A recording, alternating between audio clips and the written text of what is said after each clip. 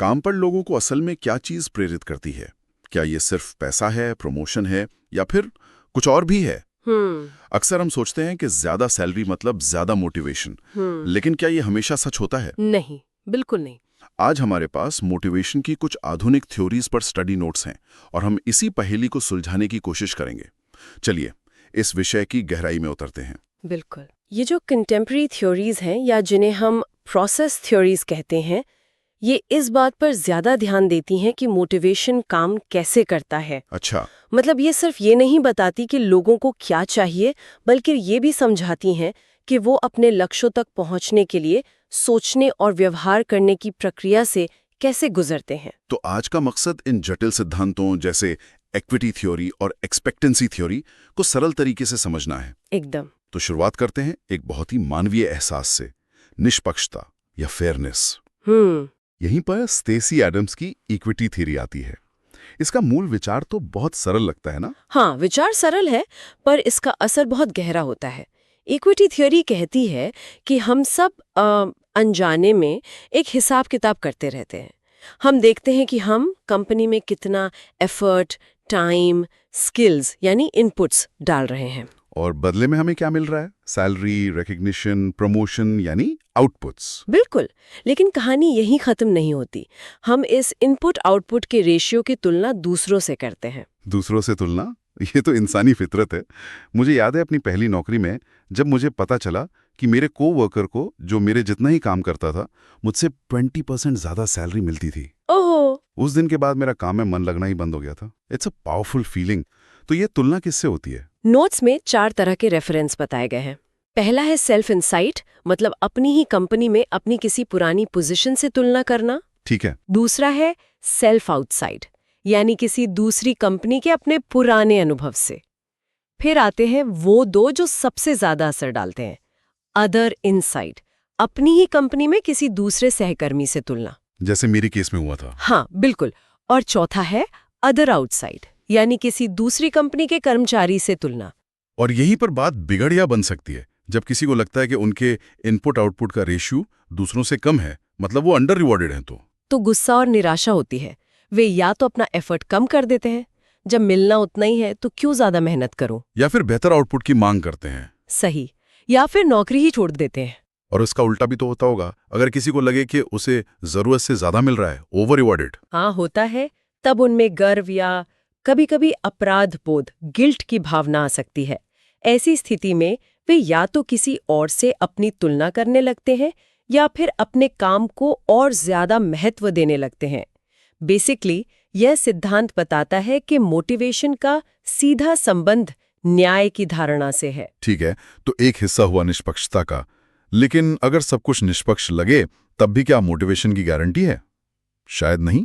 यहीं पर Victor vroom की एक्सपेक्टेंसी थ्योरी आती है, जो कहती है कि मोटिवेशन 3 चीजों का गुणा है। इसे VIE थ्योरी भी कहते हैं। ये 3 चीजें हैं। पहला, एक्सपेक्टेंसी, ये एफर्ट परफॉर्मेंस लिंक है। मतलब ये विश्वास कि अगर मैं ज्यादा मेहनत करूंगा तो मेरी परफॉर्मेंस बेहतर होगी। बिल्कुल। दूसरा है इंस्ट्रूमेंटैलिटी, जो है परफॉर्मेंस रिवॉर्ड्स लिंक। यह विश्वास कि अच्छी परफॉर्मेंस से मुझे अच्छा रिवॉर्ड मिलेगा, जैसे बोनस या प्रमोशन। और तीसरा है valence rewards personal goal link, मतलब वो रिवॉर्ड मेरे लिए कितना मायने रखता है या मेरे व्यक्तिगत लक्ष्यों को पूरा करता है। यहाँ सबसे दिलचस्प बात यह है कि अगर इन 3 में से कोई एक भी शून्य हो तो मोटिवेशन भी शून्य हो जाएगा। एग्जैक्टली। मतलब अगर आपको लगता है कि मेहनत करने से परफॉर्मेंस नहीं सुधरेगी, या अच्छी परफॉर्मेंस का कोई इनाम नहीं मिलेगा, या फिर मिलने वाला इनाम आपके लिए बेकार है, तो आप प्रेरित महसूस नहीं करेंगे। पूरी इक्वेशन ही जीरो हो जाती है। अब बात करते हैं एक और मजबूत मोटिवेटर की, लक्ष्य यानी गोल्स। एडविन लॉक की गोल सेटिंग थ्योरी कहती है कि सिर्फ लक्ष्य होना काफी नहीं है। नहीं, बिल्कुल नहीं, बल्कि लक्ष्य कैसे हैं ये ज्यादा जरूरी है। अच्छा। इसके 4 मुख्य तत्व हैं। प्रभावी लक्ष्यों में ये 4 बातें होनी चाहिए। पहली, गोल स्पेसिफिसिटी, लक्ष्य स्पष्ट और मापने योग्य होने चाहिए। जैसे बिक्री 10% बढ़ाना। हाँ। दूसरा, चैलेंजिंग गोल, लक्ष्य चुनौतीपूर्ण लेकिन हासिल करने योग्य होने चाहिए। बहुत आसान लक्ष्य बोर करते हैं और बहुत मुश्किल लक्ष्य निराश। तीसरा, तत्व क्या है? तीसरा है गोल एक्सेप्टेंस। कर्मचारियों को उन लक्ष्यों को स्वीकार करना चाहिए और इसमें उनकी भागीदारी से एक्सेप्टेंस बढ़ती है। और चौथा? चौथा है परफॉर्मेंस फीडबैक। लक्ष्य की दिशा में प्रगति पर नियमित फीडबैक मिलना बहुत जरूरी है ताकि सुधार किया जा सके। और ये सेल्फ एफिकेसी थियरी से बहुत खूबसूरती से जुड़ता है, जिसे अल्बर्ट बेंडूरा ने दिया था। हाँ, सेल्फ एफिकेसी का मतलब है किसी काम को सफलतापूर्वक करने की अपनी क्षमता पर विश्वास। बिल्कुल। अगर किसी व्यक्ति की सेल्फ एफिकेसी ज्यादा है तो वो ज्यादा चुनौतीपूर्ण लक्ष्य स्वीकार करेगा और उन्हें हासिल करने के लिए ज्यादा मेहनत भी करेगा। और ये विश्वास बढ़ता कैसे है? ये विश्वास 4 तरीकों से बढ़ता है। पहला, पिछला सफल अनुभव, जिसे एनएक्टिव मास्टरी कहते हैं। दूसरा, दूसरों को सफल होते देखना, यानी विकैरस एक्सपीरियंस। सही बात है। तीसरा, दूसरों से प्रोत्साहन मिलना, जिसे वर्बल परसुएजन कहते हैं। और चौथा, सही भावनात्मक स्थिति, यानी फिजियोलॉजिकल अराउजल। अब उस तरीके पर आते हैं जिसे हम अक्सर मोटिवेशन से जोड़ते हैं, इनाम और सजा। बीएफ स्किनर की रीइंफोर्समेंट थियरी। इसका मूल सिद्धांत तो यही है कि जिस व्यवहार के परिणाम सकारात्मक होते हैं उसे दोहराया जाता है और जिसके परिणाम नकारात्मक होते हैं उससे बचा जाता है। हाँ, मैनेजर इसे 4 तरीकों से इस्तेमाल कर सकते हैं। एक है पॉजिटिव रीइंफोर्समेंट, मतलब अच्छे काम के लिए इनाम देना, जैसे तारीफ करना। फिर है नेगेटिव रीइंफोर्समेंट। ये हमेशा मुझे कंफ्यूज करता है। ये सजा देना तो नहीं है ना? है ना? नहीं, बिल्कुल नहीं। नेगेटिव रीइंफोर्समेंट का मतलब है अच्छा काम करने पर किसी नापसंद चीज को हटा लेना। जैसे मैनेजर का बार बार टोकना बंद कर देना जब आप काम समय पर कर लेते हैं। अच्छा, समझ गया। और बाकी दो? पनिशमेंट, यानी गलत काम करने पर नकारात्मक परिणाम देना, जैसे कर्मचारी को सस्पेंड करना। हाँ। और एक्सटिंक्शन, मतलब किसी व्यवहार को नजरअंदाज करना ताकि वो धीरे धीरे बंद हो जाए। लेकिन यहाँ एक बहुत बड़ा ट्विस्ट है। क्या हर इनाम मोटिवेशन बढ़ाता है?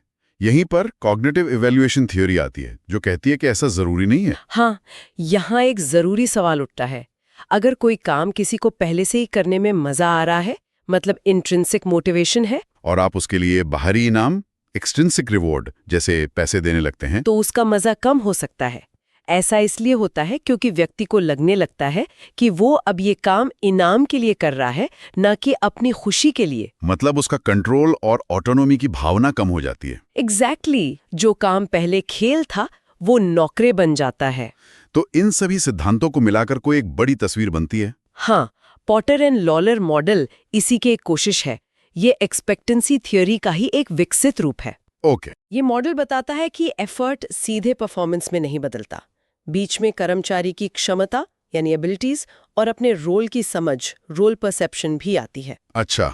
फिर परफॉर्मेंस से रिवॉर्ड्स मिलते हैं जो इंट्रिंसिक हो सकते हैं, जैसे उपलब्धि की भावना, या एक्सट्रिंसिक जैसे बोनस। और अंत में इन रिवॉर्ड से मिलने वाली सेटिस्फैक्शन इस बात पर निर्भर करती है कि वे कितने निष्पक्ष, इक्विटेबल माने जाते हैं। ये मॉडल कई थ्योरीज के तत्वों को एक साथ जोड़ता है। और अंत में सेल्फ डिटर्मिनेशन थ्योरी का जिक्र है जो 3 बुनियादी मनोवैज्ञानिक जरूरतों पर जोर देती है। हाँ, ये 3 जरूरतें हैं। ऑटोनॉमी, अपने फैसले खुद लेने की आजादी। कॉम्पिटेंस, अपने काम में माहिर महसूस करना। और रिलेटेडनेस, मतलब दूसरों से जुड़ाव महसूस करना। तो इस थ्योरी के अनुसार जब कोई काम इन 3 जरूरतों को पूरा करता है तो व्यक्ति स्वाभाविक रूप से और गहराई से प्रेरित होता है। प्रेरणा अंदर से आती है। तो इन सभी सिद्धांतों से हमने क्या समझा? यही कि मोटिवेशन कोई एक बटन नहीं है जिसे चालू या बंद किया जा सके। नहीं, ये न्याय, विश्वास, स्पष्ट लक्ष्य और व्यक्तिगत जरूरतों का एक जटिल मिश्रण है। अगली बार जब कोई प्रेरित महसूस न कर रहा हो तो शायद वजह सिर्फ आलस न हो, बल्कि इन सिद्धांतों में से किसी एक की कमी हो। यहाँ एक विचार छोड़ते हैं। ये सभी थ्योरीज मैनेजर्स के दृष्टिकोण से बनाई गई हैं कि वे कर्मचारियों को कैसे प्रेरित करें, लेकिन क्या हम इन्हें खुद पर लागू कर सकते हैं? अच्छा सवाल है। अगर कभी प्रेरणा की कमी महसूस हो तो क्या ये पहचानने की कोशिश की जा सकती है कि समस्या कहाँ है? क्या ये एक इक्विटी की समस्या है जहां आपको लगता है कि आपके साथ नाइंसाफी हो रही है, या एक एक्सपेक्टेंसी की समस्या जहां आपको अपनी मेहनत पर यकीन नहीं है, या फिर आपके लक्ष्य ही स्पष्ट नहीं है? अपनी प्रेरणा की कमी के पीछे की वजह को समझना उसे ठीक करने का पहला कदम हो सकता है।